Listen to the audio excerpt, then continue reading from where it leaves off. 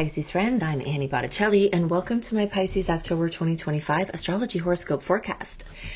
So wow, okay, you made it through the heat of the hardest part of eclipse season, September, and now there may still be news coming in from those September eclipses. Of course, remembering that that second one was just on September 21st, so a little recent as we start this new month. But you may already start feeling the new normal that comes after whatever changes rolled in. We're also still in this great open window free from personal planet retrogrades, so that if any things came up from the eclipses, from this eclipse news that tends to come at eclipse time, you've got really great momentum for making decisions with the information that has come in. This month will very likely be a lot less intense than September, but there definitely could be a carryover and more news continuing to come in. I'm calling the theme of this month for Pisces Profound Awakenings for Pisces this month. Some of the things we'll talk about will extend out further than October, and some will have started before October. Most transits and aspects that we look at don't neatly fit into just a calendar month. But I will definitely talk about all of the things I think are most important to know to weather any storms and to take advantage of all the golden opportunities this month. This is for you if Pisces is your sun sign, your moon sign, your rising sign, or any other Pisces placement you're listening for. What I'm going to talk about here is part of your astrological picture. Late degree Pisces friends, so birthdays like March 15th through the rest of the sign, or 23 degree Pisces placements through the rest of the sign, I suggest you additionally listen to my Aries report, as you cuspy friends will benefit from both readings. Okay, so let's talk about the big and small awakenings that may come in this month. I'm just going to take it piece by piece. One of the very big messages for you in the short term here, October 6th, we've got a full moon at 14 degrees Aries. That full moon is going to be in your second house. You also have Neptune, Ceres, Eris, and Chiron moving through your second house. Saturn was there as well, has popped back into Pisces temporarily here. But these long-term planets moving through exceptionally long, except Ceres, and this full moon is bringing you profound awakenings in your finances. This is a very exciting potential, as you can all of a sudden come out of being under someone's thumb. So basically, if you're financially bound to someone who's not using their power in the best way, you may have an autonomy awakening that comes into your finances. Anything that's brand new this month, that's not a longer term story, may be complements of this full moon in the days around the 6th, the days before, the days after. Some kind of awareness, some kind of completion, some kind of fruition. If you have to, start something new that will help you to become more financially autonomous, or to help add streams of income, even if you are enmeshed with someone else financially, this holds a lot of strength and oomph. And since we are in this window where the tides have not started to roll back yet, that will happen. Starting October 21st, we'll start to dip into a personal planet retrograde involving Mercury that will last until almost the end of the year. All right. So if you've got to do something, if you're having an awakening about, wow, you know what you need to do about your finances, you have an opportunity, you have to do something, you have to take action, take advantage of all of this Aries energy. Long term, it's activating your financial sector. But in this short term, just this month, those days around the 6th, hold great promise for getting out of a bad situation, improving an already good situation, and figuring some very important things out through profound awakening. Okay, the full moon could also bring drama around finances, but sometimes it's drama that wakes us up to the fact that action has to be taken. So however it results in something just automatically positive or something stressful that then alerts you to the fact that you really need to make some changes, there's still amazing potential for what you can do to change your life in your financial arenas. Okay, so Saturn popping back into Pisces, which is actually activating your first house of Aries. Okay, so we can see a lot of Aries energy coming through in the short term, in the long term for Pisces, because not only do we have the transits to the signs of Aries, not only do we have the full moon in Aries for everyone, we have your personal first house of Aries not only being activated by Saturn once again for some remaining stories to be worked out, but also transiting North Node, which is our areas of highest expression in this lifetime.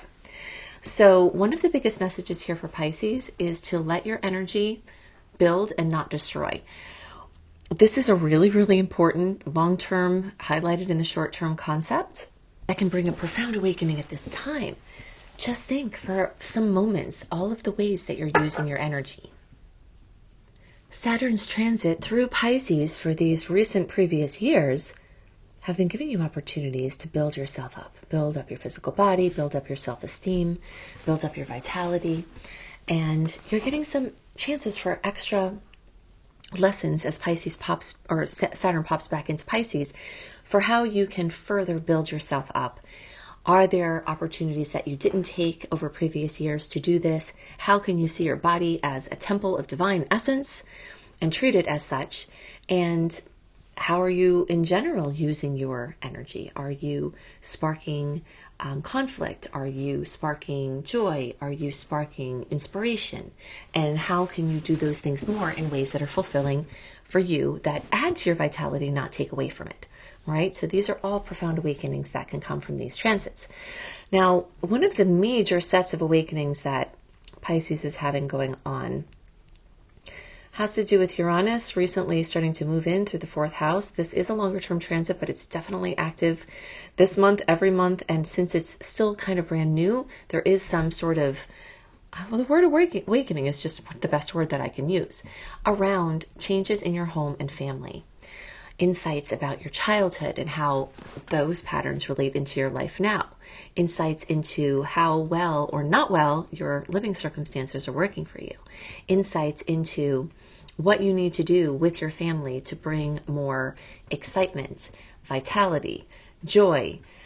Uranus is not really known for being super stable, so that's not the question you're asking now in your home space.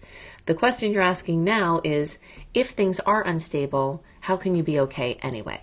And how can you lean into, any instability that comes? Not to say that all of you will experience instability, but there is a factor here of just sort of randomness of Uranus moving through here.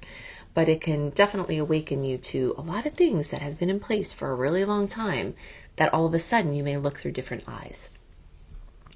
Another profound awakening that is occurring has to do with Jupiter moving through Cancer, and it's your 5th house. This is a water transit, which makes a trine for your Pisces placement. So this is, very exciting, and you have from June of 2025 until almost July of 2026, where you will have this beautiful series of water trines.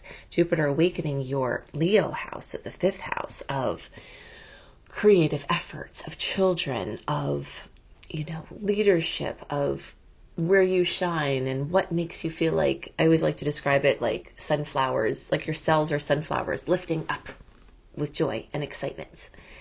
So the things that you discover now, a lot of that may have to do with your path as a parent, to creative babies that you may be making, and romance and love is also in here. By the way, I don't remember if I mentioned this in recent months, but I do want to point out that Jupiter moving through the 5th house drastically increases your chance to find love and to improve your romantic sector and joy in the current romantic relationships that you have now. So if you're single and looking and you're trying to find someone brand new, the days up until October 21st may be some of the best for brand new relationships that you want to be long-term. Once we get into the retrograde, October 21st, that's the pre-shadow retrograde for Mercury retrograde. So Mercury won't go retrograde until November, but it is starting its story of dialing things back as of October 21st. Once we start to get towards the end of October and into November, going back to somebody that you dated before, going back to things that you and your, current partner have loved to do before, to breathe life back into your relationship or just to have more fun. You'll start to, see this shift with the astrological tides. So let me just take a moment now to talk a little bit more about the astrological tides so that you can apply the things I'm talking about. So through basically October, the end of August, all of September until October 21st, you are on the shore and you can be putting your boats out to sea, pushing them out, brand new things, launches, things that you want to go far and wide. And that is appropriate for the level of forward movement that the planets have at this time. This is your time when if you're trying to get off the islands that you were deserted on, the waves can take you out, the tides can take you out. If you're trying to get information out there, your message in a bottle out far and wide, put it out there. Then as we get after the third week of October, you start to shift into hanging out on the shore and waiting to see what comes to you. All right, this is a very important distinction. It's part of my teachings on retrogrades. I go into things like this more in my book, Planetology, How to Align with the Natural Rhythms of the Universe. But I do often speak about many points on these topics as we are in these direct and retrograde cycles. So as the tides start to turn, rather than trying to push things out, what happens if the tide's coming in and you try to push things out? It will come back to you. And this is, not suitable for something you're trying to go far and wide. It could be suitable for experimentation, for something short term, for something that's intended to be just, doesn't have high stakes. But you'll feel that, like when you're trying to push things out, you'll feel those tides coming in and that pressure will be there. So the best way to have a happy retrograde cycle is to not try to force anything, leave things as unscheduled as possible, leave room for that last minute magic. I always say, comes in during the retrograde, which is why we want to remain unscheduled. And so, you can apply this back to what I was talking about with dating. The first 3 weeks or enriching your relationship that you're currently in. The first several weeks are about let's push, let's do things different. Let's go, make new ways of doing things, meet new people, whatever you're doing there. And then once the tides start to turn around October 21st, now it's let's go back to things we did before that worked. Maybe revisit someone that you dated before if you're looking for somebody. Things like that. It just takes on the earthworm mode where you go back over things rather than try to get into new things, unless you don't mind that they're short term. But remember that Mercury being in retrograde is not in general the best time to try to have clear communication with people. So if your relationship is going to be based on communication and conveying important information, it's just something to consider. Okay, so more areas for awakening for Pisces this month, and the things I'm going to talk about now are really in the shorter term. Okay, we talked about some longer term transits that will be activated, but now we're going to drill down into these faster moving planets, and these will give you more short term opportunities. So we've got on October 21st, we've got the new moon at 28 degrees. Okay, so October 21st is a big day. As you see, it's starting the shadow period, and it's also that full moon at 28 degrees Libra. And so we've got that energy, we've got the sun, we've got Mercury. Venus will also get into Libra this month. And Venus is moving through your 7th house of Libra. So there are inner planets moving through the sign of Libra, and Pisces specifically has Venus moving through Virgo at first before it gets to Libra, moving through the house of Libra, which is the 7th house. Okay, so you've got and then of course the new moon. So you've got all of this energy gathered in the sign of Libra, also going through the house of Libra. And this is about relationships, about partnerships. So you will have many awakenings as to what you want, what you need, past situations of value that you can learn from, your interactions. You may have many aha moments in your interactions with people, romantic, business, casual, friendships at this time. Shorter term stories of this focus on partnership and relationship, and this bigger storyline about the expansion of your romantic joy and experience. We've got a lot of different factors moving into you being happier in your relationship. So the sun will shine a spotlight on the things that are not going well. The sun will also shine a spotlight on the things that are going well. And this gives you opportunities to tweak things and make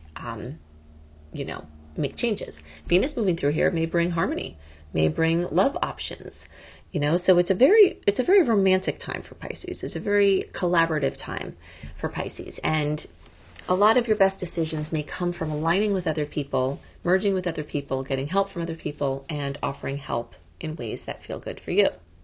Now, as the month progresses, the Sun and Mercury will join Mars in the sign of Scorpio, and the house of Scorpio is where the Libra transits are for Pisces. Okay, so we've got, again, this double story. Plus, we've got star goddess Lilith moving through the sign of Scorpio. And all of this is accentuating your deep relationships, your financial relationships, your experience with the divine, your spiritual connection, your psychological investigations, your diving deep into the lesser seen levels of reality and the deeper parts of your being. So you will have a lot of awakenings that come from exploratory measures that go into intimacy and spirituality and psychology. And the Scorpio movements themselves actually accentuate, for Pisces, the ninth house of Sagittarius. So Scorpio goes deep and then Sagittarius goes wide. So you've got this amazing opportunity to expand your horizons. International travel could be profound this month. Immigration, different cultures, different languages. Education is another big key of Sagittarius. If you want to learn something, you may find your perfect course for what, or program for what you're trying to do. If you want to teach, this may be the time to debut yourself as a teacher and a leader. And this dials us back to the fifth house, which again, we talked about the leadership there and Jupiter having this long-term expansion. So you may discover something that you're so excited about that you're ready to tell other people. You want to sing from the rooftops about it. Or maybe you've known this thing and you've just been waiting for the right time. And there are many, many, many lines of energy saying that today, or now, not today, today when you're listening to it possibly, but that now, October, could be the right time for this. There are also a lot of star goddess transits through the sign of Sagittarius, further reiterating this broadening, and this discovery of solutions. So you're diving in deep with others. You're getting some close relationships worked out. You're getting some more casual networking relationships aligned. You're finding your autonomy. You're finding solutions. You're activating, your creativity. And all of this is happening under this, these open stars for taking action, and then dialing back towards the end of the month into where you wait to see what comes to you on the shore instead of trying to conjure or force anything to happen. So you'll feel the shift if you're paying attention to it, and you'll start to notice when you're trying to do things, it may be a little bit more difficult to schedule. It may be a little bit more difficult to get things done. There may be more blockades to what you're trying to accomplish. And, that will be occurring at the latter part of the month. But in general, the eclipse news a lot of it will have been delivered. Pieces may still be coming in.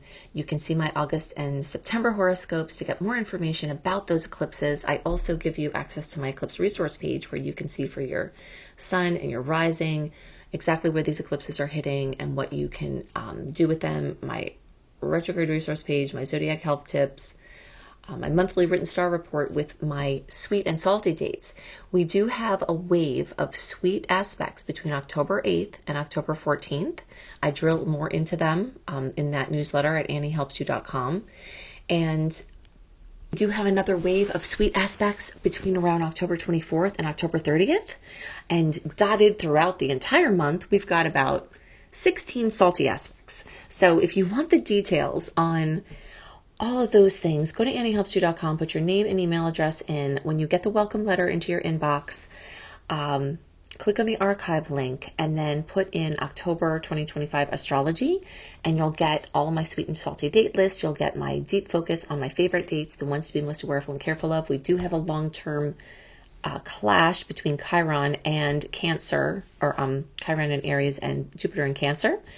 That's going to be in your financial and your creativity sector. So you can see more about what that clash may bring and the timelines at that site, Annie Helps You. If you want to see what the heck is going on with these outer planet changes, Jupiter, Uranus, Saturn, Neptune, Pluto, we've had all of these change signs in recent times. You want to see what's up in your chart, go to Annie B Clarity, Annie the letter B Clarity.com. for my outer planet transit reports. And if you want to learn astrology, if you resonate with how I teach and you want to learn, and this Sagittarius transits and Scorpio transits through your Sagittarius house are making you want to learn astrology, I am your girl. Go to beastropro.com, beastropro.com. I hope you have a wonderful month, and I'll see you next month. Bye.